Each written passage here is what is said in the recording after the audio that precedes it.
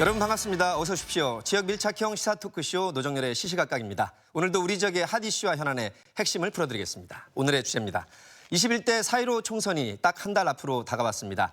각 당에서 공천 작업을 마무리하면서 후보들의 대진표가 완성되고 있는데요.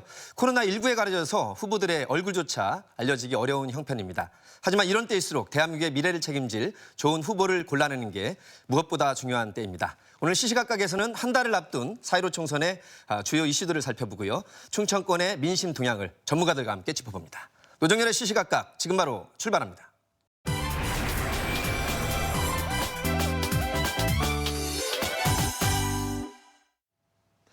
네, 세계보건기구 WHO에서 이 코로나19의 세계적 대유행, 일명 팬데믹 현상을 선언하면서 전 세계가 이 코로나와의 싸움에 힘겹게 버텨나가고 있습니다. 이런 가운데 총선 시기에는 빠르게 돌아가고 있고요. 이제 한 달여 앞으로 다가왔습니다. 대한민국 국민의 표심은 어디로 향할지, 특히 각 선거 때마다 이 캐스팅보트 역할을 자임해온 우리 지역의 민심은 어떻게 변해가고 있는지 이분들과 함께 짚어보도록 하겠습니다.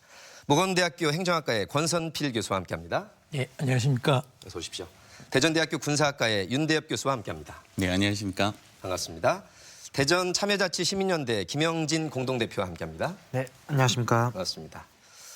저희 방송에 여러 차례 출연하시는데요. 정치하는 엄마들의 윤정인 활동가와 함께합니다. 안녕하세요. 반갑습니다. 네 분의 열띤, 영양가 높은 토론을 기대해보고요. 관련 영상으로 여러분께 안내드리겠습니다.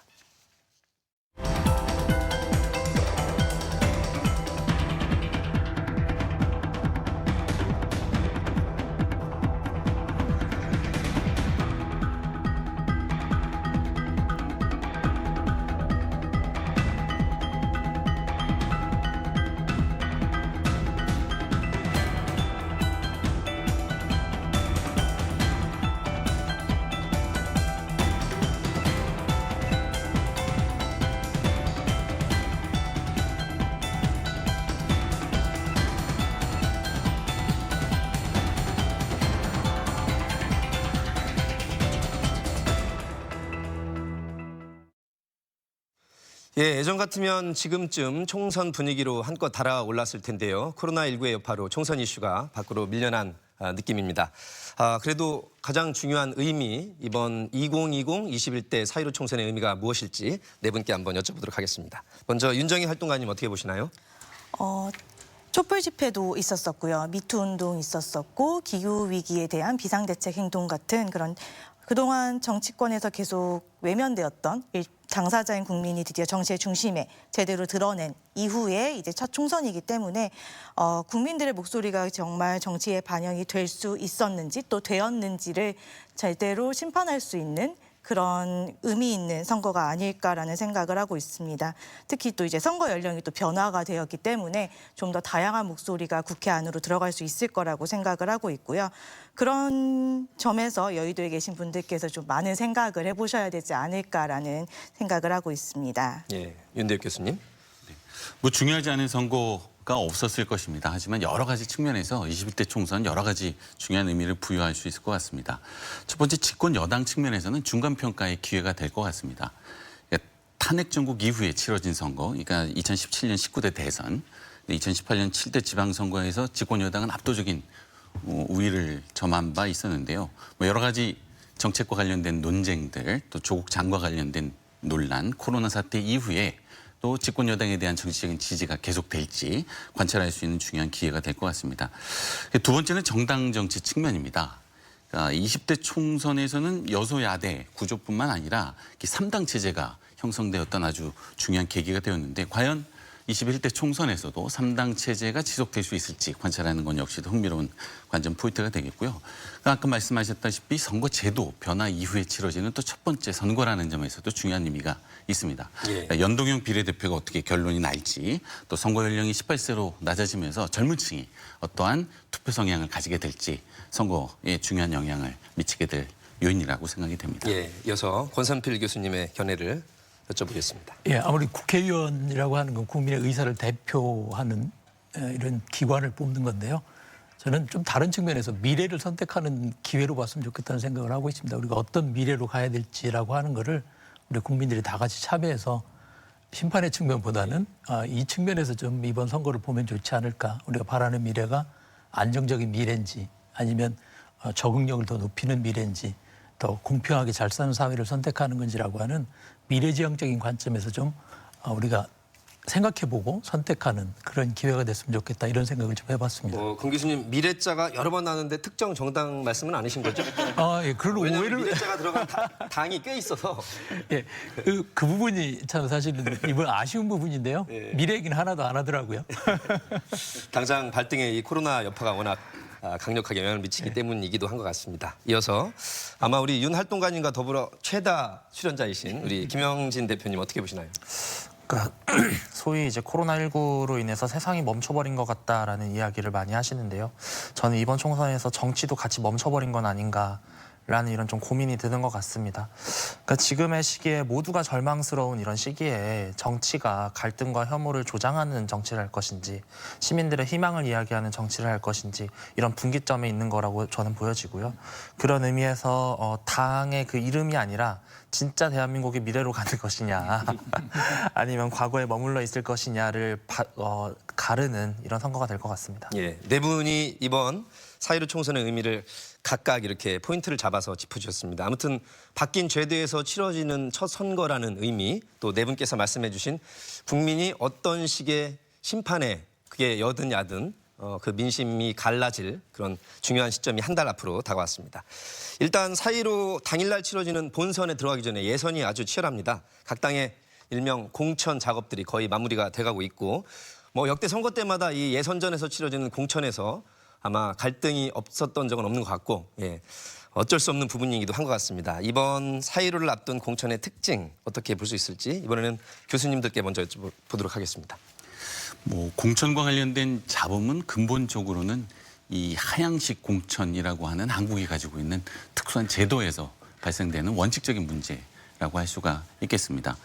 그러니까 유럽이나 서구의 많은 국가들이 이제 하향식 공천 제도를 운영하고 있는 반면 동아시아 대부분의 국가들 또 남미 국가들은 이 하향식 공천 제도를 운영하고 있는데요. 아까 앞서 말한 부분은 상향식으로 한다고. 그렇습니다. 네, 그렇게 그러니까 이해하면 지역의 유권자들이 이제 후보를 선출하는 것이 이제 상향식이라고 한다면 그러니까 공천위원회에서 일방적으로 결정하는 것이겠죠. 그러니까 지금 뭐 여러 가지 논란도 그런 부분입니다.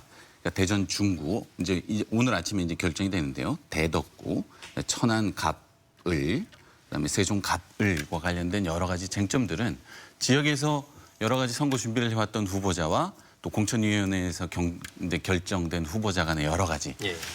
차이점에 의해서 만들어지는데 뭐 민주당뿐만 아니라 통합당 역시도 애초에 전략공천 지역으로 지정했던 지역이 다시 경선 지역으로 바뀌는 이러한 갈등이 계속되고 있는데 뭐 일단은 지역의 이익을 대변할 수 있는 후보자를 선출해야 된다라는 원칙적인 부분과 함께 어떤 정치적인 발전을 통해서 원칙적으로는 이 지역의 유권자의 민의를 담은 후보자를 선출하는 제도화라는 어떤 과제를 남기는 문제라고 할 수 있겠습니다. 예, 우리 권 교수님 어떻게 보시나요? 조금 이제 한 걸음 더 나가서 말씀드릴 수 있을 것 같습니다. 지금 이제 양대 정당이 큰 문제인 것 같아요. 이 과정 다른 데야 뭐 그렇게 이제 웹에 안 나오고 있으니까요. 더불어민주당 같은 경우에는 어쨌든 당이 안정된 상태를 지속하면서 이 후보 추천 과정에 대한 나름대로의 어떤 과정을 정립을 해서 진행이 되고 있고 경선도 당원들이 상당히 참여할 수 있도록 어떤 룰이 공개된 상태에서 진행하다 보니까 상대적으로 소음이 적은 것 같습니다. 그에 비하면 미래통합당 같은 경우에는 이 과정이 명확하지 않은 상태에서 공관위에서 주도하다 보니까 공관위의 기준에 대한 불만들이 많이 있었고요. 당장 공천 이 과정에 진입하는 과정 자체도 지금 투명하지 않다라고 하는 게 나타나고 있는 것 같습니다. 특히 우리 충청 지역에서는 이게 이제 문제로 이미 드러나고 있거든요. 뭐 구체적인 사람을 거론하긴 그렇지만은 공천 결과에 불복하신 분들이 이미 나타나고 있고요. 그분들이 무소속으로 출마하겠다 공언들을 하고 계시기 때문에 공천 후유증 문제는 상당 부분 남을 수밖에 없는 것 같습니다. 우리 김영진 대표는 어떻게 보십니까, 이 현상을? 그러니까 저는 어찌됐건 결과에 얼마만큼 승복하고 함께 할 수 있느냐로 지금에선 판단하는 게 맞다고 보여집니다. 그러니까 양쪽 다 어쨌든 일장일단이 있는 부분들이고요. 다만 이번에 이제 각 정당들의 공천 과정에서 좀 주목할 만한 부분들은 특히 이번에는 이제 비례 후보들에 대한 이런 경선 과정에서 그 시민들의 참여를 굉장히 대폭 확대시켰다는 측면들은 좀 한국 사회가 전체적으로 주목할 부분인 것 같습니다. 두 분 교수님께 전략공천한 곳이 과반 이상 당선이 됐는지요? 아니면 실제로 본선에서도 지는 경우도 있는 것 같아서 제가 잘 가늠이 안 돼서. 뭐 명확하게 그걸 숫자로 얘기하기는 어려울 것 같습니다. 그렇지만 최근의 선거 추세, 특히 우리 대전 충청 지역의 추세를 보면은 지역 연구가 없는 분이 되기는 대단히 어렵다고 보여집니다. 그리고 중앙에서 공천했을 때는 사실 중앙이 갖고 있던 어떤 이슈가 있잖아요. 그 큰 이슈를 주도해 나가는 선거가 지금은 안 되는 것 같아요. 예. 지난번 지방선거 때도 그렇고 대선 때도 마찬가지였는데요. 결국 또 선거는 지역의 사람들이 움직여줘야 되는데 후보를 만드는 과정에서 지역 주민이 전혀 관여를 하지 않았는데 그분을 위해서 누가 운동을 해주겠습니까? 저는 그런 부분에 있어서 전략공천이 앞으로는 사실상 이게 민주적인 건 아니거든요. 그렇군요. 미국 간에도 뭐 아무리 그 상향식으로 한다 하더라도 지역 당에서 하지 중앙당에서 하는 데는 없어요. 중앙당에서 내리는 데는 사실 그런 사례는 거의 없는 걸 알고 있습니다. 알겠습니다. 임 교수님. 저도 오늘 자리를 준비하면서 여러 가지 자료를 한번 찾아봤는데요. 이 전략 공천의 선거 결과와 관련된 학술적인 연구가 없다라는 것. 네. 그래서 뭐 기존 이전까지의 선거에서 전략 공천이 선거 결과에 어떤 영향을 미쳤는지에 대한 좀 면밀한 검토도 좀 해야 되겠고, 하지만 정치 전략적으로는 충분히 의미가 있을 것 같습니다. 그러니까 승리해야 된다는 것뿐만 아니라 어떤 특정 유력 정치인을 전략 공천함으로써 정치적인 의제를 선점한다라는 이익도 있거든요. 또 반면에 이 지방 정치가 중앙에 예속될 수밖에 없고 또 사당화될 수밖에 없다라는 어떤 이런 단점을 극복하기 위해서는 아까 말씀하신 것과 같이 정치 문화의 성숙을 통해서 지방에 기반한 어떤 유권자의 민의를 반영한 후보자의 선출이라는 것이 좀 더 활성화될 필요가 있다라는 생각을 하고 있습니다. 차제 전략공천이 선거에 미치는 영향 두 분이 공동을 하면 연구를 해보시길 바라겠습니다. 각 당마다 인재 영입이라는 것도 또 매 총선 때마다 이슈가 됐었는데 우리 김영진 활동가가 보기에 이번에도 제1당, 2당 또 정의당 쪽에서도 상당한 사회적인 이슈가 되면서 인재 영입에 공을 들였는데 이 예선전, 공천 마무리 작업까지 잘 반영이 된 것인지 어떻게 보십니까? 글쎄요, 그 더불어민주당하고 미래통합당 둘 다 저는 인재 영입은 좀 실패하지 않았나. 그러니까 실제로 더불어민주당 같은 경우는 초반에 몇 가지 이제 참신한 이슈들이나 이런 것들을 선점하면서 성공하는 듯 해 보였는데 네. 그 인재 영입 대상자들의 몇 가지 논란들이 사실 있었죠. 그러면서 자연스럽게 인재 영입 자체에 대한 이슈들이 조금 사그라들지 않았나 이런 생각이 좀 들고요. 그리고 정의당 같은 경우도 이번에 사실 인재 영입을 굉장히 공격적으로 했었죠. 그래서 그 예전에 이제 예전 이제 의원을 하셨었던 그 이자스민 의원님도 이제 정의당으로 이번에 인재 영입이 되셨었고 그 외에 다양한 시민사회 진영의 활동가분들 아까 정치하는 엄마들도 이야기를 하셨는데 실제로 우리 사회에서 다양한 소수자의 목소리를 내셨던 분들이 이번에 많이 입당을 하시면서 제가 봤을 때는 그 비례 공천 과정에서 일정 정도 좀 성과를 낸 것 같긴 해 보입니다. 상위 순번에 좀 배정되신 분들이 있는 것 같아가지고요. 그래서 어쨌든 이런 이슈들이 조금 있는데 더 이상 저는 이제 인재 영입과 관련된 내용으로 선거 이슈를 주도하거나 뭔가 이점을 얻기에는 조금 어려워진 거 아닌가. 아까 이제 말씀하셨던 지역이 주도하는 선거라고 말씀을 하셨잖아요. 저도 이제 그런 중심으로 좀 가는 것들 아닌가 이런 생각이 좀 들었습니다. 자, 이제 가장 중요한 핵심 이슈는 과연 각 총선 때마다 등장하는 야권 심판론, 정권 심판론, 정권 심판론, 야권 심판론 이렇게 여야가 극명하게 갈립니다. 코로나 가지고도 이제 현 정권이 잘하고 있다라고 이제 여당에서는 평가를 하고 있고 야당에서는 코로나19에 대한 대응이 형편없다고 정권 심판론과 맞물려서 이제 극명하게 갈리고 있는데 이번 4.15 총선 때도 역시 주요한 이슈가 될 것 같습니다. 우리 윤 활동가님 어떻게 보십니까? 이제 그만하실 때도 된 것 같은데 정말 그 심판론은 심판론? 그러니까 이제 그만하실 때도 된 것 같은데 아직도 이제 써먹을 수 있는 멘트가 지금 많이 부족해서 자꾸 쓰시는 게 아닌가라는 아쉬움이 좀 있습니다.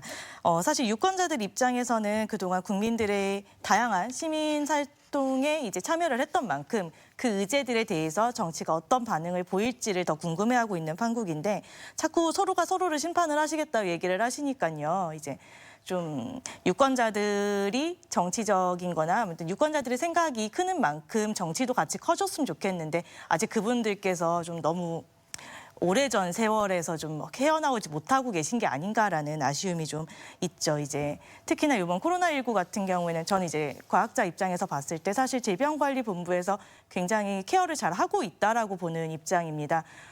전염병이라는 게 인간의 힘으로 막을 수 있는 건 사실상 한계가 존재를 하고 있고 특히나 이렇게 치사율이 낮은 바이러스의 경우에는 전파력이 상당히 높다라는 특징을 가지고 있기 때문에 그런 점에서 볼 때 질본에서 상당히 좀 잘 대응을 하고 있다라고 하는 평가인데요. 그런 의미에서 좀 이제 야당에서 이제 공격은 좀 그만하시고 본인들도 좀 자제를 많이 해주셨으면 좋겠습니다. 얼마 전에 안 그래도 국회가 한번 마비가 됐던 적도 있어서 자가격리 문제로 본인들께서 좀 본인들 케어를 좀 신경을 쓰시고 이제 이런 심판론은 그만하셨으면 하는 바람입니다. 말씀이 나온 김에 여야 간에 특히 주요 정당 1, 2정당 간에 심판이란 프레임 대신에 어떤 걸 제시하면 좋을까요? 심판이란 프레임 대신에 각자 무엇을 할지를 좀 제기를 해주셨으면 좋겠어요. 사실 지금 선거가 코앞에 남아있는 상태에서 제가 유권자 입장에서 지금 봤을 때 가장 많은 공약에 대한 언급을 한 거는 사실 지금 정의당 쪽이거든요. 정의당 같은 경우에는 이번에 비례대표 선거제를 이제 시민들한테 공개함으로써 이제 뭐 유튜브나 이런 데에서 이제 그 비례 후보들이 직접 나와서 자신들의 전략은 어떻고 어떤 공약을 펼칠지를 직접 방송까지 해서 그걸 모두 테드나 이런 거에서 방송을 하게 해줬기 때문에 오히려 지금 정의당의 공약은 SNS나 이런 데서 상당히 많은 시민들이 접하고 있는 상황인데 그거에 비해서 더불어민주당이나 이제 미래통합당 같은 경우에는 지금 무엇을 하고 싶은지에 대해서 전혀 유권자들한테 알려지는 게 두 없죠. 당은 서로를 심판하고 싶어 합니다. 네, 그러니까 싸움은 나가서 다른 데서 좀 해주셨으면 좋겠습니다. 근데 교수님, 심판이라는 그 표현 말고 평가라고 하면 또 어쨌든 국정 전반기를 마치고 야당에서는 문재인 정부에 대한 평가를 하고 싶어 하고 또 여당에서는 국정 발목잡기를 일관하지 않았냐고 또 야당에 대한 평가를 하고 싶어 하고 그렇게 보면 어떻습니까? 평가라는 용어는 지극히 합리적인 용어일 텐데 이 정당 정치에 있어서는 어떤 심판이라는 용어가 정치 전략적으로는 충분히 현실적인 용어로 사용될 수 있을 것이라고 생각이 됩니다. 그래서 아까 그 무엇을 할 것인가 하는 측면에서 제가 현재 총선 공약을 한 번씩 봤는데요. 민주당 같은 경우에는 현재 집권 여당이라든가 문재인 정부가 추진하고 있는 여러 가지 정책의 연속성 상에서 과제를 해결하는 여러 가지 정책들을 했고요. 뭐 잘 알려진 바와 같이 전국 무료 와이파이가 첫 번째 공약으로 발표된 바 있고요. 그 이외에도 뭐 국립교육성, 청년 공약, 뭐 사회안전망 이런 정책들이 제시된 반면 통합당 같은 경우에는 정권 심판과 관련된 공약이 대다수입니다.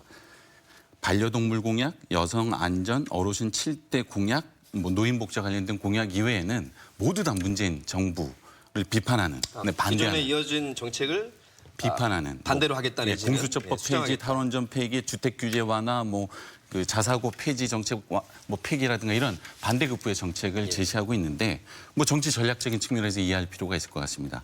그렇다면 이것이 과연 여론조사에 반영이 되고 있느냐? 최근에 발표된 여론조사를 보면 뭐 문재인 정부의 국정 지지도에 있어서 뭐 여러 가지 쟁점에 따라서 뭐 변동은 있지만 뭐 40% 후반대에서 큰 변화가 없고요. 또 보수 통합이 이루어진 2월 17일 이후에도 32% 정도 뭐 미래통합당의 지지가 계속되는 것은 그 이전과 마찬가지라는 점. 그래서 이 정권 심판과 관련된 여러 가지 정책인 프레임이 실제 여론에는 반영되지 않고 있는 현실을 분명히 봐야 될 필요가 있지 않을까 이렇게 생각이 듭니다. 황 교수님. 이 코로나 이슈와 관련해서는 저는 양당 이거에 대해서 얘기하면 할수록 손해볼 가능성이 높다고 보여집니다. 왜 그러냐면 지금 너무 빨리 변하고 있거든요. 그러니까 이미 평가가 되고 있는 거예요. 그동안 얘기한 거에 대해서. 국민들이 다 알게 됐거든요. 저 얘기했던 거 지나보니까 그게 아니야. 이렇게 나오니까 사실은 이게 아까 말씀드린 짧은 시점에서 급한 마음에 지금 자꾸 정치를 하고 있는 것 같거든요. 이야기를.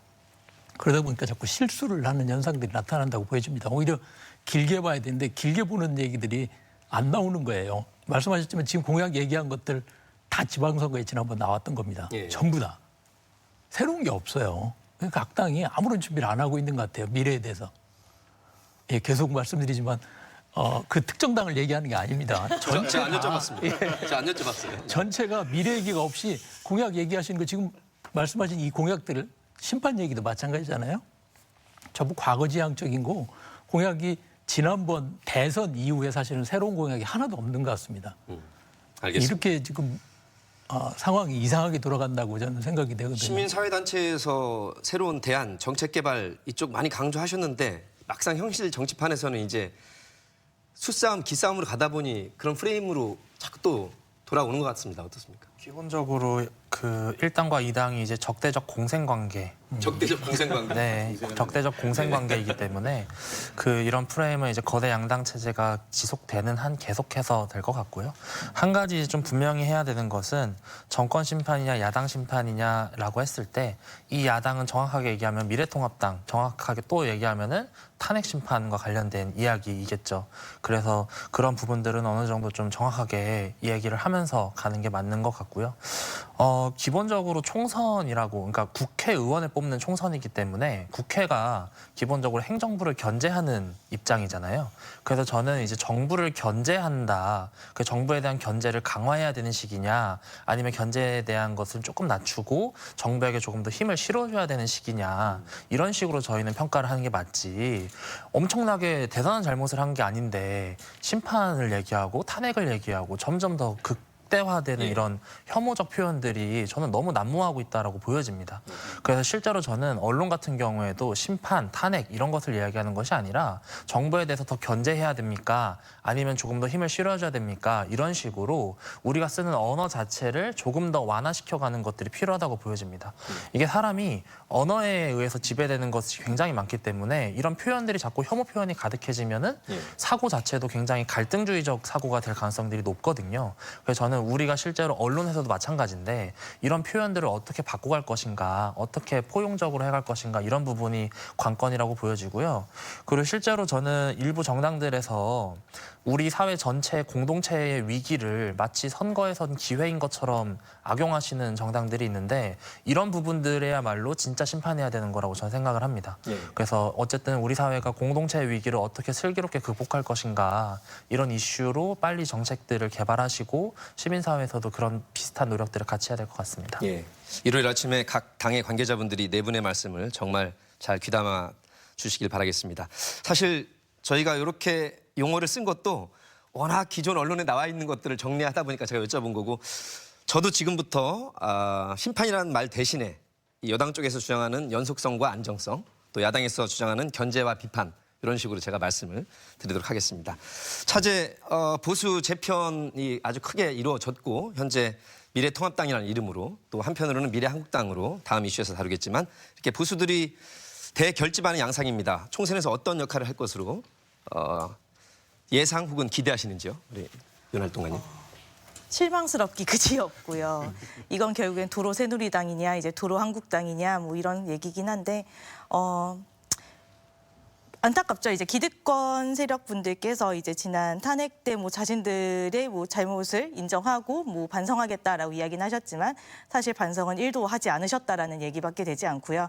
당장에 내가 선거에서 질 것 같고 4년 계약직이 잘릴 위기가 놀리니 이제 당장 이제 어떻게 해서든 선거에서 이제 이겨보겠다라는 생각으로 모이셨다고 생각이 들고요. 굉장히 실망스럽습니다. 사실 야당의 역할이라는 게 정부를 견제하고 정부에서 하는 정부에서 하는 이제 모든 정책들이 정말 올바른지를 견제하라고 있는 거지 본인들 밥그릇 챙기라고 저희가 주는 그런 자리가 아니거든요.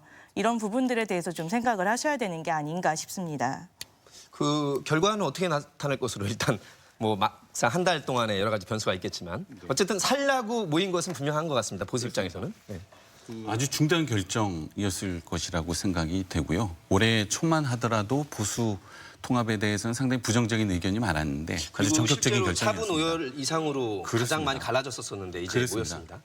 그래서 뭐 이미 의미를 말씀해 주셨지만 두 가지 의미가 있습니다. 첫 번째는 정치 공학적인 협력이라는 것이죠. 그러니까 선거에서 승리해야 된다라는 프레임 하에서 같이 모였고요. 그것이 선거판도에 어떤 영향을 미칠지는 아직 모르지만 현재 진행되고 있는 발표된 여론조사의 결과를 본다면 단순히 산술적인 통합 합이 되고 있지 않다. 그러니까 보수 통합에 대한 여론 지지는 그다지 호의적이거나 더 늘어나고 있지 않다라는 것이 현실적이고요. 두 번째는 규범적인 것입니다. 이 탄핵 정국이 결국은 이 중도 보수 또는 개혁 보수와 보수 우파를 나누게 되는 결정적인 계기였는데 다시 통합을 했단 말이죠. 그러면 중도 우파에 있는 보수층이 과연 이런 보수 통합을 어떻게 볼 것인지 뭐 선거 결과를 통해서 판단할 수 있을 것이라고 생각이 됩니다. 예, 홍 교수님 어떻게 보시나요?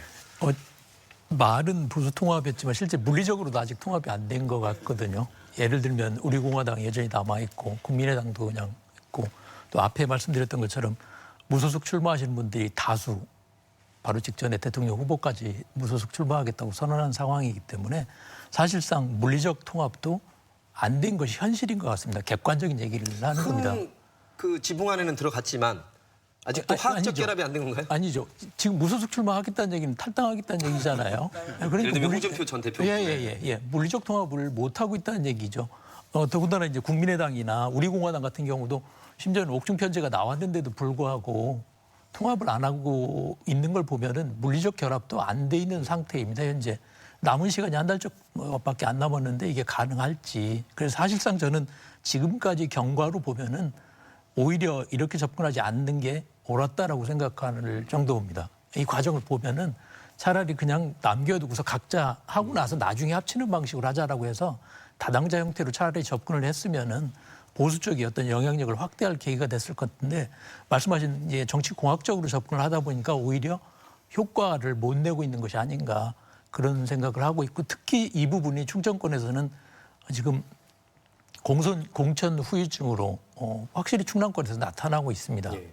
그래서 이 부분 때문에 선거 과정에서 어려움을 겪지 않을까. 앞으로 남은 기간 동안 뭐 대응할 시간이 있겠지만은 쉽지는 않을 것 같다라고 하는 것이 그동안에 사실상 나타난 어떤 경과가 아닌가 싶습니다. 예. 김영진 활동가님 어떻게 보십니까?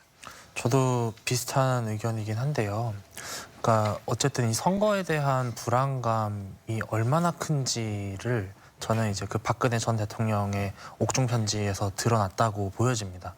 그래서 실제로 이제 통합해야 되고 함께 가야 된다라는 것에 대해서 정말 크게 불안감을 느끼고 있구나라고는 저도 느꼈는데, 근데 아까 말씀하셨던 것처럼 실제로 이게 지역구 선거 안에서 후보가 이제 어쨌든 통합돼야 진짜 통합인 건데 후보가 이제 분열될 가능성들이 굉장히 많이 남아 있고, 그리고 이게 계속해서 갈등을 같이 안고 가고 있기 때문에 저는 선거 이후에는 반드시 어떤 일이 일어나지 않을까 이런 생각도 좀 있습니다. 그래서 실제로 어쨌든 통합 효과는 거의 기대하기는 어렵고, 어쨌든 그 중도층의 마음이 움직이지 않았다라는 것은 모든 여론조사에서 다 드러나 있기 때문에 조금 아쉬운 결정이지 않았을까 생각합니다. 자, 그와 관련해서 굉장히 중요한 변수입니다. 이번 21대 4.15 총선에서 역사상 처음으로 연동형 비례대표제 선거법을 통과시켰는데 그에 따른 글쎄요 반작용일지 지역에는 후보를 안 내고 비례용으로만 당을 만들겠다고 해서 탄생한 당이 바로 미래 한국당입니다. 자, 일당인 민주당으로서는 꼼수라고 비판을 거세게 했지만 저희 녹화 날인 오늘 3월 13일 오전에 민주당 권리당원의 74.1% 압도적인 투표로 비례 연합정당에 가입해야 된다라는 여론이 민주당 당원들의 여론이 나왔습니다. 이 1당 2당의 비례용 정당 어떻게 평가를 하시고 또 예상을 하시는지요? 윤 활동가님께 또 여쭙겠습니다. 대체 법을 왜 만드셨는지 지금 이해가 되지 않고 있고요. 연동형 비례대표제를 도입한 취지 자체는 우리가 다당제의 이제 형태로 진행을 하고 또 그만큼 다양한 목소리를 국회에 내자라는 취지였는데 결국에는 본인들 밥그릇 챙기겠다고 지금 제일 거대 야당이라고 하시는 분들께서 사고를 쳐주셨고 거기에 또 여당께서는 함께 하겠노라라고 이제 선언을 해주신 차에 정말 유권자인 사람으로서 기가 막히고 참 어이가 없을 뿐입니다. 이제 솔직하게 말씀드리면은 이분들께서 앞서 얘기한 그 흔히 얘기하는 그 안 좋은 표현의 심판을 꼭 좀 받으셨으면 좋겠고요. 이게 사실은 실패를 해야지가 맞는 이야기인데 사실 언론이나 이런 이제 정치하시는 연구를 하시는 분들 얘기로는 시뮬레이션을 돌려보면 지금 비례정당이 승리할 확률이 굉장히 높다라고 얘기를 하세요. 네. 정말 법을 만들고 시대를 역행해 주시는 이분들의 사고방식을 저희가 어떻게 유권자들이 쫓아가 줘야 할지 사실 너무 창의적이어서 저희가 뭐라 할 말이 없고요. 18세 친구들이 좀 어른 같지 않은 이런 어른들을 보면서 본인들이 어떤 표를 행사를 해야 될지 오히려 더 많은 생각을 하고 많은 고민을 해서 투표를 참여를 많이 해줬으면 예. 좋겠다는 생각이 듭니다. 가장 젊은 층 올해 처음으로 투표권을 행사하는 젊은 유권자들의 기댄다는 말씀을 주셨는데 이상과 현실이 늘 녹아있는 것이 정치 현실이다 보니 우리 윤 활동가님이 말씀하신 선거법 본래의 취지가 어긋난 것만은 분명한데 대한민국의 중요한 기관인 중앙선거관리위원회에서 이걸 받아준 때부터 이게 문제가 된 겁니다. 사실은. 사법부의 판단과 이 중앙선관위의 이 판단은 어떻게 되돌릴 수 없는 견제기관이 없잖아요. 네. 양당에서는 이제 받아들일 수밖에 없는 지경까지 이르렀습니다. 우리 윤 활동가님의 말씀을 국민들이 정확하게 심판 혹은 평가를 해주시면 좋은데 현실 국민의 눈높이와 우리의 정치 수준도 여기에 결부되어 있는 것 같습니다. 어떻게 보십니까? 일단은 우리 국민들이 이 준연동형 비례대표제의 본래의 취지를 이해하시는 것이 중요할 거라고 생각됩니다. 이것은 정당 득표와 국회의석의 격차로 인해서 발생하는 사표를 줄이기 위해서 도입된 예. 제도인데요. 뭐 그것이 궁극적으로는 소수 정당에게 또 뭐 여러 가지 국회의석에서 불이익을 받는 정당에게 이익을 주는 제도라는 것은 분명하고요. 뭐 식물국회와 동물국회를 오가는 혼란 가운데서라도 이걸 통해서 정치적인 대표성의 균형을 잡겠다라는 정치적인 취지가 있었다라는 점은 분명히 이해하셔야 될 것 같고요. 자, 그런 가운데 이런 편법에서 유권자는 어떤 선택을 해야 될 것이냐. 어제 민주당도 74%가 넘는 동의를 통해서 이제 참여하기로 결정이 되었다라고 하는데 이 보수와 진보할 것 없이 핵심 지지층은 뭐 지역구 선거와 정당 투표를 나누어 가지고 이런 위성 정당의 투표할 수 있는 실용적인 선택을 할 가능성이 상당히 많을 것이라고 생각됩니다. 다만 이 편법을 쓰는 정당에 있어서 영향을 미치는 것은 바로 30-40% 정도 되는 이때 중도 투표층이 어떤 선택을 하는가에 달려 있을 텐데요. 이분들이 이 법안의 본래 취지를 이해하시고 규범적으로 정당한 투표를 하신다면 아마 이 꼼수를 쓰는 위성정당의 방법을 좀 무력화시킬 수 있는 방법이 있을 것이고요.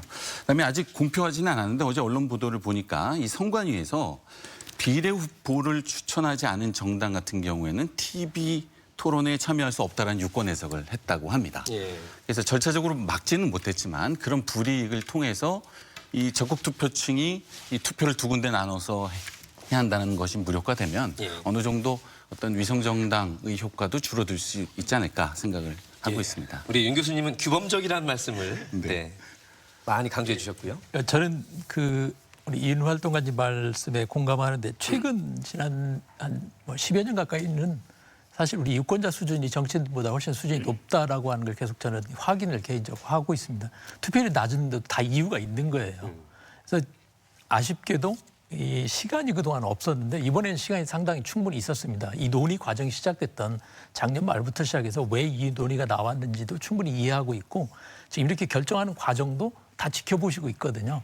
충분히 심판할 수 있는 진짜 심판입니다. 이거는 가능한 그동안 당신들이 한 걸 다 알고 있어. 왜 그렇게 했나도 다 알고 있어라고 하는 걸 판단할 수 있는 시간이 충분히 있다고 보여집니다. 그래서 이 결정을 하는 과정도 어떻게 결정을 했는지 그것도 다 이제 다 드러나 있거든요. 그래서 이 과정을 충분히 우리가 살펴봤기 때문에 유권자들이 이걸 고려하시고서 판단을 하셔야 된다고 생각합니다. 예, 어떤 당이 생겼냐가 문제가 아니고 이 과정을 보고서 이 당이 정말 진실성을 가지고 하는지 누구를 위해서 이렇게 결정을 했는지를 판단할 수 있는 자료를 한번 살펴보시면 나름대로 결정을 할 수 있을 거라고 생각합니다. 김영진 대표님. 이 위성 정당이나 이제 꼼수 정당 이야기 나올 때마다 원칙은 알지만 그래도 해야 된다. 실용적으로 이겨야 된다. 이런 얘기를 항상 많이 하시는데요. 저는 이번에 더불어민주당의 이 결정이나 이 내용들이 원칙도 어기는 것이고 실용적이지도 못한 선택이라고 저는 생각을 합니다. 실제로 저는 이번 선택으로 인해서 지역구 선거가 굉장히 어려워질 거라고 저는 생각을 하고요. 실제로 통계를 보면은 2016년에 민주당이 그 5% 안팎의 차이로 지역구 선거를 이긴 곳이 18곳이나 됩니다. 그러니까 접전 지역에서 패배할 것이다라는 거거든요. 이런 수치면은요. 그래서 실질적으로 저는 중도층이 이번에 민심을 이반하게 되거나 떠나가게 되거나 혹은 딱히 민주당하고 미래통합당하고 차이가 없다. 라고 하면서 선거를 포기해버리면은 그 차이는 실제로 그 비례정당을 통해서 얻는 숫자보다 훨씬 더 악화될 수가 있습니다. 그래서 이거는 정말 잘 선택해야 되는 이런 문제인데 지역구 선거는 너무 그 상수로 두고 비례만 너무 집중하다 보니까 이런 문제가 좀 생긴 것 같기도 합니다. 그 평론가분들께서도 그 점을 지적해 주셨는데 아무튼 지금 민주당원들의 표심은 74.1%라서 아마 당 지도부도 어찌할 수 없는 상황까지 온 것 같습니다.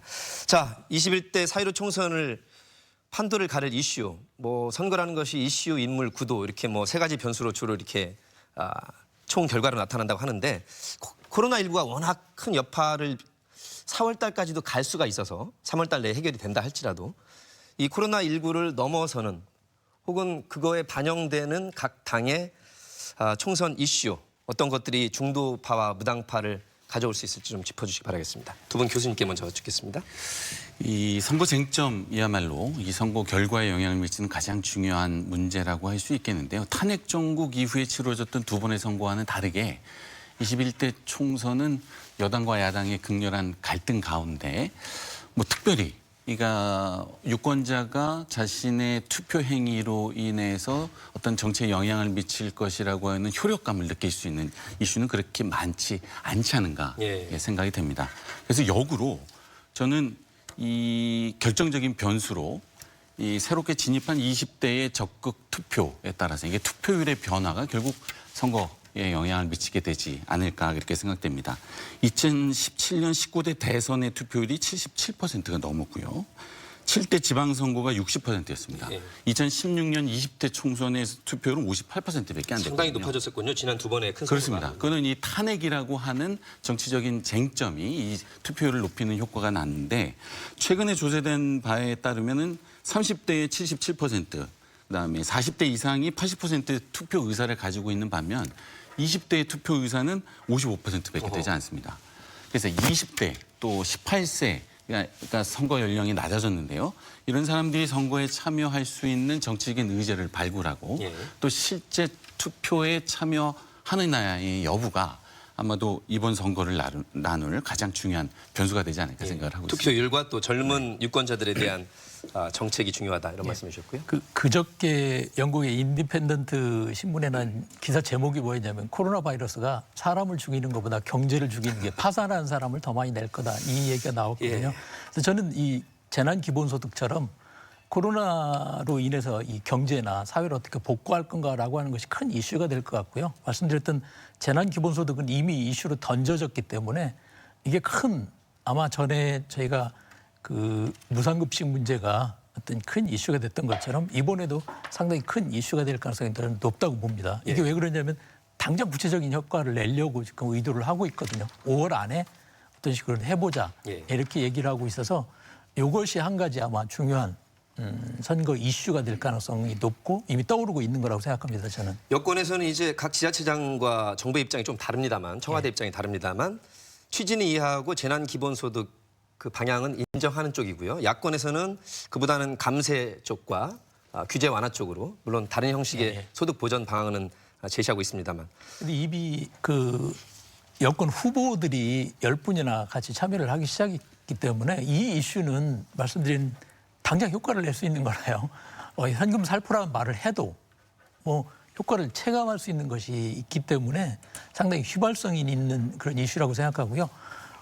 앞에도 계속 얘기하셨던 특정 후보가 이미 국민 배당을 얘기를 했었고 그 부분이 널리 이미 알려져서 이런 거구나라고 하는 걸 감을 이제 유권자들이 갖고 있어서 상당히 어떤 촉발될 수 있는 계기가 됐다고 생각을 합니다. 저는. 알겠습니다. 두 분께서는 어떻게 보시나요? 시민사회계에서. 그 재난기본소득 관련된 거는 저는 여권, 청와대 이런 쪽의 입장이라기보다는 그러니까 그 부정적인 부분들이요. 그쪽의 입장이기보다는 재정과 관련된 관료 집단의 입장이라고 저는 사실 생각합니다. 그러니까 특히 기재부 쪽에서 굉장히 이제 어쨌든 재정을 항상 다루는 집단이기 때문에 보수적으로밖에 사실 정책을 편성할 수밖에 없거든요. 그래서 현재 이제 여권에서 혹은 중앙 정부에서 계속해서 발표되고 있는 이런 기본소득에 대한 입장들은 대체로 저는 기재부 관료들의 입장일 거라고 사실 보여지고 그랬을 때 그런 것들을 어떻게 같이 합의해 갈 것인가는 사실 단순하게 여권의 입장이다. 이게 아니다 이런 식으로 봐선 조금 어려울 것 같고요. 이번 총선에서 어쨌든 반드시 나와야 되는 이슈가 3가지 정도가 저는 있다고 보여지는데 사실 코로나19 바이러스가 발생하게 되는 주요 원인은 생태계 교란입니다. 사실. 그리고 앞으로 이런 재난들은 계속해서 반복적으로 나타날 것이고요. 기후위기가 멈춰지지 않는 이상은 계속 반복될 것이기 때문에 기후위기에 대한 적극적 대응이 가장 기본적이고요. 그리고 우리 사회의 민주주의를 어떻게 다시 강화해 갈 것인가. 지금 민주당에서도 아마 공약으로 한 것으로 알고 있는데 국민소환제와 같은 이런 국민들이 국회를 직접 견제하고 감시할 수 있는 이런 체계들, 국회 개혁과 관련된 민주주의 강화가 필수적이고요. 그리고 지난 20대 총선과 지금의 총선의 가장 큰 차이점 중에 하나가 미투 관련된 내용입니다. 그러니까 실제로 여성과 관련되어 있는 우리 사회에 만연해 있는 이런 성차별적인 문제들 이런 것들을 어떻게 제도적으로 보호할 것인가 마련할 것인가 이런 것들이 3가지 이슈 정도로 좀 나오지 않을까 싶습니다. 김활동가 김 대표께서 3가지 짚어주셨고 혹시 중복되지 않는 범위 내에서 우리 윤활동가님 제시할 게 있을까요?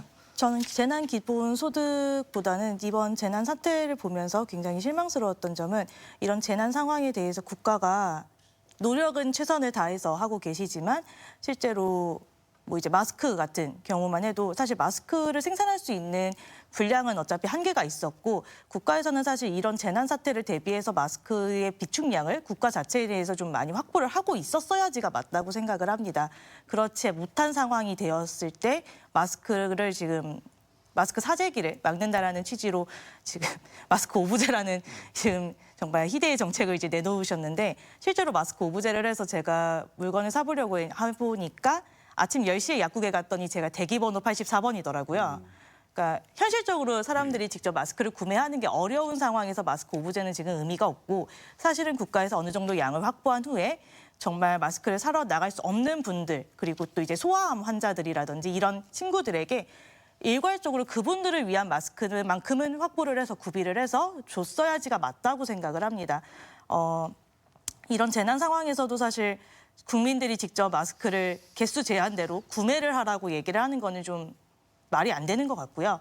뭐 대만이나 이런 다른 나라에서는 비슷하게 저희처럼 마스크 오브제처럼 이제 활동은 하고 있지만 마스크는 모두 국가에서 구매를 해서 일괄적으로 보급을 하고 있는 걸로 알고 있습니다. 좀 우리도 이번 재난을 통해서 그런 부분들에 대한 보강적인 그런 정책들이 필요하다고 생각을 하고 있고요. 이번에 긴급 돌봄으로 인한 이제 휴가를 이제 쓸 수 있게 고용노동부에서 지침을 해주셨는데 이 부분도 지금 문제가 있는 게 사실 고용노동부에서는 쓰라고 권장은 해주셨지만 모든 기업에서 그 휴가를 무급으로 돌렸습니다. 무급으로 돌리게 되면 가정 경제적으로는 굉장히 많은 손해를 입게 되는 거고요. 이런 부분들에 대해서는 사실 자꾸 대만을 이제 얘기를 해서 죄송한데 저희 활동가짐 중에 대만에 실제 지금 거주 중인 분께서 이제 얘기를 해주신 바로는 대만에서는 모든 기업들에게 정부에서 묻지도 따지지도 않고 많은 대출을 열어주었다고 합니다. 국가에서 이제 보장을 하는 조건으로 그 대출을 받는 조건은 딱 하나. 모든 무급휴가 대신 유급휴가로 전환해라. 모든 노동자들의 월급을 보장하는 조건으로 정부가 대출을 해준 경우였는데 우리는 지금 뭐 월세를 깎아주면 이제 임대료 내려주면 이제 임대료 보장해주겠다라는 얘기를 하고 계시잖아요. 사실 그 부분보다는 급여 소득자들이 급여가 깎이지 않은 상태에서 가족 돌봄을 위해서 긴급하게 뭐 자택 격리나 이런 걸 할 수 있도록 그런 부분들이 보완이 되어야 되지가 않나라는 생각이 좀 듭니다. 의학업계 전문가로서 실질적인 이제 생활 정책 쪽을 짚어주셨고요. 이제 남은 시간 동안에는 우리 지역의 이슈와 현안 또 우리 지역의 총선 구도를 각자 짚어주시겠습니다. 중복되지 않도록 각 지역별로 우리 대전, 세종, 충남의 총선 이슈 지금 제21대 총선 10대 의제라고 우리 지역 시민사회 단체에서 10개로 이번 총선에 반영돼야 된다고 이렇게 꼽아주셨는데 좀 중요하게 여겨지는 걸 한번 짚어주신다면요. 윤 교수님. 시민사회 단체에서 제기한 이슈 어느 것 하나 중요하지 않은 이슈가 없을 텐데요. 첫 번째는 상당히 큰 이슈다. 그러니까 제도 변화만으로는 해결할 수 없는 엄청난 재정 투자가 필요한 사업이라는 점에서 장기적인 검토가 필요하다고 생각이 되고요. 특히 이게 뭐 지방 이전과 충남 혁신도시 추가 지정과 관련돼서 지난 6일 날 결정이 되면서 구체적인 논의가 진행되고 있는데 2차 이전 대상 230개 공공기관을 어떻게 유치할 것인가라는 것에 대한 구체적인 어떤 정책 공약이 아마 이번 특히 이제 중구 구도심 지역의 정책 공약으로 이제 제시될 수 있을 것 같습니다. 근데 한 가지 대전, 충청 모두가 고민해야 될 이슈가 있을 것 같습니다. 그러니까 중앙정부 기능을 지방으로 이전해서 얻는 효과, 분명히 효과성이 있고요. 지역 발전에 뭐 도움이 될 것이라고 생각합니다. 하지만 공공기관이 이전한다고 해서 지역 문제가 근본적으로 해결되지는 않거든요. 그래서 독립적인 혁신 기반을 구축하는 것 역시도 동시에 논의가 되어야 하는데 이 총선 때마다 제기되는 여러 가지 이슈는 지역에 특화된 여러 가지 독립적인 혁신 기반을 구축하겠다는 얘기는 없이 중앙의 의존적인 정책만 제한되고 있는 것은 아닌가. 뭐 그런 부분에 있어서 좀 자성도 필요하다는 생각을 하고 있습니다. 혁신 도시와 관련해서 짚어주셨고요. 우리 권 교수님. 말씀하신 것처럼 가장 저는 뭐 중요한 건 계속 이 분권 문제라고 생각을 합니다. 틀을 바꾸는 게 중요하지 세부적인 내용 자꾸 졸르고 뭐 해달라고 하는 거 이거는 이제 그만해야 된다고 생각하거든요. 그래서 분권이 중요한 것 같고요. 두 번째는 이제 앞에 잠깐 이야기하셨던 거에 연결돼서 이 기후변화 대응은 지역적으로 할 수밖에 없거든요. 그러니까 대전, 충청이 기후변화와 관련해서 할 일 두 가지가 있습니다. 하나는 에너지 문제가 있고요. 그다음에 수자원 문제를 공유하고 있거든요. 이 두 가지에 대해서는 좀 공동 대응할 수 있는 그 얘기가 들어갔으면 합니다. 이렇게 뭐 해달라고 하는 이런 것보다는 구체적으로 지역에서 같이 할 수 있는 게 있거든요. 지역 에너지 자립에 관한 문제하고 수자원, 그러니까 물과 관련돼서 이건 같은 권역이어서 함께 노력하지 않으면 안 돼서 그런 틀을 만들고 노력하는 부분에 대해서는 공통으로 좀 노력을 했으면 좋겠습니다. 에너지 자원 쪽을 짚어주셨고요. 예. 우리 김 대표님. 개인적으로 지금 나와 있는 그 시민사회 10대 의제라고 제안된 것들에 대해서 별로 동의 가는 의제들은 그렇게 많지는 않은 것 같아요. 대체적으로. 이번에 참여 안 하셨나요, 우리 대전? 저도 조금 당황스럽긴 한데요. 예. 네, 확인해 보겠습니다. 중요하긴 하나 조금 더 새로운 것이 발굴됐으면 하는 느낌도 있습니다. 우선은 그 아까 이제 재난 이야기를 잠깐 다시 하면은 이번 재난을 좀 맞이하면서 재난이 가난을 정조준하고 있다라는 것을 다들 피부로 체감하고 계시는 것 같아요. 그래서 공공의료 인프라 관련된 것들, 특히 대전 같은 경우는 의료원이 없다 보니까 그런 부분들은 빨리 건립하면서 그런 공공인프라들을 만들어가는 거는 핵심 과제인 것 같고요. 권선별 교수님이 얘기하셨었던 그 기후위기 대응 관련된 것도 지역적으로 같이 해야 될 것 같습니다. 특히 충남도 같은 경우는 석탄 발전이 있기 때문에 이 석탄 화력 발전소를 2030년까지 조기 폐쇄할 수 있도록 이런 로드맵을 좀 같이 만들어가면서 지속 가능한 에너지 어떻게 마련할 것인지 이런 것들이 이제 국가적 차원의 또 세계적 차원 그리고 또 지역적 차원의 공통 이슈일 것 같습니다. 마지막으로 저는 특히 대전에서 특히 강조해야 될 지점 중에 하나가 주거 문제라고 생각을 하는데요. 얼마 전에 이제 발표한 내용들을 보면은 대전이 6대 광역시 중에 주거 중위 가격이 가장 높은 지역으로 나왔습니다. 그러니까 작년도에 비해서 거의 5천만 원 정도가 오른 거거든요. 그러니까 2억 7천만 원 정도로 전체 광역시 중에 1위인데요. 그러니까 집값이 굉장히 가파르게 오르고 있는데 이게 왜 그런 거냐면은 그 투기 지역으로 일부 지역만 이제 계속해서 지정을 하다 보니까 그곳을 벗어난 지역들에 대해서 외부 투기세를 계속해서 침투하는 겁니다. 그래서 이런 부분들을 빨리 좀 방안을 마련해가지고 지역의 이 주거 투기 문제 어떻게 대책을 마련할 것인지 이런 것들을 좀 같이 여야가 논의했었으면 좋겠습니다. 윤활 동관님. 저도 지금 김 대표님하고 거의 비슷한 생각인데요.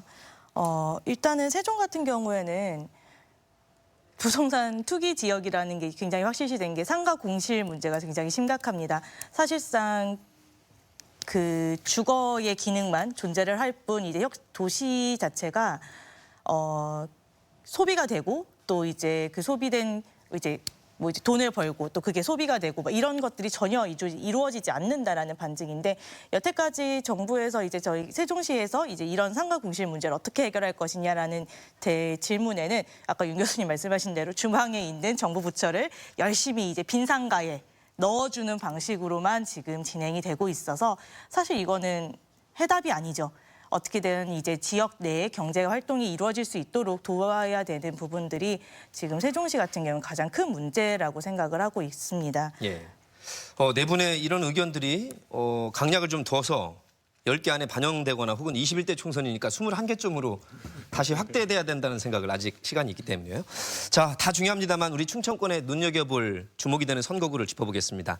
대전에서는 중구가 역시 전 울산경찰청장이었던 황운하 후보가 경선에서 이겨서 본선 진출이 확정이 됐고 또 여러 번 떨어졌던 대덕구의 박영순 후보는 역시 또 정치적 라이벌인 정용기 후보와 또 대결을 하게 됐습니다. 대전 쪽은 우리 윤 교수님 짚어주실래요? 네. 대전의 선거구의 가장 중요한 특징은 이 동구와 대덕구를 제외하고서는 대부분 민주당 현역 의원과 통합당의 신진 후보자의 경쟁이라는 것입니다. 그래서 과연 민주당이 우세를 계속할 것이냐 아니면 통합당의 도전에 따라서 뭐 선출자가 바뀔 것이냐 하는 문제인데요. 자, 20대 총선의 결과를 보면 대부분 대전 지역에서의 경합이 근소한 차로 이제 결정이 났는데 새누리당, 더불어민주당과 함께 국민의당 후보가 뭐 모두 출마를 했고요. 그래서 뭐 새누리당이 득표한 2개 구 빼고서는 더불어민주당과 국민의당 득표가 많았다는 점입니다. 근데 이번 선거에서는 국민의당의 지지율이 급격하게 낮아질 것이라는 점을 감안하면 아마도 대전 지역에서는 조심스럽지만 뭐 국민의당이 부재한 가운데에서 민주당이 우세할 수 있지 않을까라는 예측을 가지고 선거 판세를 보는 것도 흥미로운 포인트가 되지 않을까 생각이 듭니다. 충남 지역 우리 권 교수님 한번 짚어주신다면. 기본적으로는 충남 현역들이 다 대부분 이제 다시 공천을 받았기 때문에 사실은 현역하고 신진의 대결이 뭐 기본 구도가 되는 것 같아요. 그렇지만 이제 주목할 부분은 아까 말씀드렸던 경선 후유증 때문에 나타나고 있는 문제가 좀 어떻게 해결될지가 문제인 것 같습니다. 이 부분은 이제 미래통합당인데요. 논산, 당진, 천안 이런 곳에서 경선 후유증이 나타나고 있어서 이분들이 어떻게 잘 결합하는지 원팀을 이루는지가 문제가 될 것 같고요. 한 가지는 이제 천안 같은 경우에는 이제 시장 보궐선거가 같이 진행되고 있습니다. 이게 잘 안 알려져 있는데 시장 보궐선거가 같이 진행되다 보니까 여기 인구가 상당히 많고 또 큰 도시기라 이게 시너지가 날지 같은 당으로서 시너지가 날지라고 하는 부분도 주목할 만한 부분인 것 같습니다. 현역들이 다 공천되는 게 우리 충청권의 특징인 것 같아서 상당히 사실은 불만입니다. 너무 보수적인 변화를 보이고 있는 거거든요. 사람들이 들으면 되게 서운해하십니다. 근데 변화를 안 하고 있다라는 거죠. 상황은 이렇게 계속 변하고 있는데 우리 시민이나 국민들이 느끼고 있는 상황은 하루하루가 달라지고 있는데 정치권은 인물을 바꿀 생각을 안 하고 있잖아요. 알겠습니다. 그런 면에서 좀 아쉽다는 생각을 하는 겁니다. 세종은 갑과 을로 분구가 됐는데 여야 후보 윤곽도 나오고 어느 정도 있죠. 일단 지금 세종 같은 경우에는 이제 지속적으로 그동안 계속 이해찬 국회의원께서 계속 당선이 되셨던 공간이고 또 이해찬 의원 같은 경우에 무소속으로 출마를 했을 때 당선이 됐던 곳이라 사실 여기는 당보다는 이 사람이 무슨 일을 할 건지에 대해서 더 관심이 많은 동네이기는 합니다. 이번에 갑을 나오고 나서 보니까 이제 갑 같은 경우에는 민주당에서는 이제 홍성국 후보가 이제 전략 공천으로 나오셨고요. 미래통합당에서는 김중로 후보 그리고 변수로 이제 정의당에서 이혁재 후보가 지금 결정돼서 사실상 3파전으로 진행이 될 거로 보여지고 있고요. 을 같은 경우에는 미래통합당의 이제 김병준 후보는 이미 결정이 됐고 민주당은 경선 지금 진행 중에 있어서 아마 여기서 이제 결정이 되면 사실상 을 같은 경우에 민주당하고 미래통합당 정면 대결 구도가 되지 않을까 싶습니다. 세종은 지난 대선에서 정의당에 대한 그 지지율이 가장 높았던 지역 중에 하나여서 이번에 그 갑 같은 경우에 정의당 후보가 이제 나온 거에 대해서 이제 어떤 변수가 될지는 조금 생각을 해봐야 될 것 같습니다. 한 달여 앞으로 다가온 21대 4.15 총선. 그 전에 저희가 또 몇 차례 다룰 것 같습니다. 네 분께 마지막으로 4.15 총선에 임하는 우리 유권자들께 꼭 당부하고 싶은 말씀, 올바른 후보 선택의 조건, 특히 이번에 첫 선거를 치르게 되는 우리 만 18세 이상의 가장 이 새싹 유권자들께 하고 싶은 말씀을 총평 삼아서 한 20여 초씩 우리 김영진 대표님께 여쭙겠습니다. 네, 과거에 투표하지 말고 미래에 투표해 주시면 좋을 것 같습니다. 정당명이 미래라고 해서 미래는 아닌 것 같고요. 진짜 미래로 가는 투표를 만들었으면 좋겠습니다. 네. 얼마나 신뢰를 받을 수 있는지를 했는지 그동안 한 것들을 한번 꼼꼼히 챙겨보셨으면 좋겠습니다. 각 당에서 약속했던 것, 또 각 당에서 보여주는 행동들이 어떤 의미로, 어떤 가치를 갖고 있는 걸 했는지 한번 챙겨볼 필요가 있는 것 같습니다. 지금쯤. 민 교수님. 민주주의에서 정치적인 의사결정을 대리하는 정치인을 선출하는 선거야말로 가장 중요한 제도라고 할 수 있겠습니다. 그럼에도 불구하고 한국 사회에서는 필수 불가결한 요소가 아니라 필요악이라는 부정적인 인식이 지배적인데요. 그럼에도 불구하고 모든 유권자가 특히 이번에 선거권을 가지게 된 18세 이하 뭐 이상 20대 유권자가 정치적인 효능감을 가지고 정치를 바꾼다는 목적하에서 적극적으로 투표에 참여해 주시면 좋겠다는 말씀을 드리고요. 세 가지 후보를 뽑지 않으면 정치 발전에 도움이 될 것이라고 생각됩니다. 예. 첫 번째 자기 주장만 하는 사람, 두 번째 막말하는 후보자, 그다음에 세 번째 타협하지 않는 후보자. 뭐 이 사람들만 빼고 선출하시면 타협하지 않는 것은 좋을 때도 있잖아요. 좋은 가치를 위해서는. 정치 가장 중요한 것은 타협입니다. 아, 그래요? 네. 그래서 아까 말씀하셨듯이 대결만 하고 타협하지 않는 정치 때문에 한국 정치가 좀 문제가 있는데 타협을 좋아하는 후보자를 선출하신다면 한국 정치 발전에 기여하는 21대 총선이 될 것이라고 생각됩니다. 굉장히 새로운 포인트를 타협을 잘 할 때는 해야 된다. 그렇습니다. 윤활동가님.